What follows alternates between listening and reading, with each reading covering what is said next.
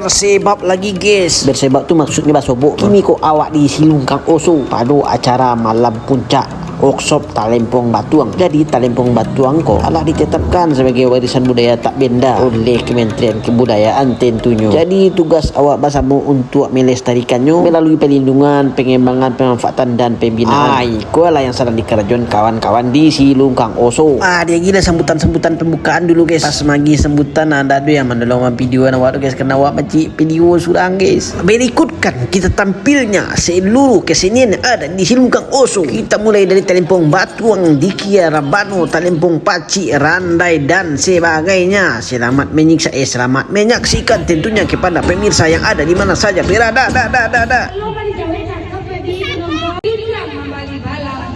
Iya cakep pantun nama boy itu lah bilang cakep cocok berarti lah pantun nyanyi dendang lah aku Talempong Paci tu guys.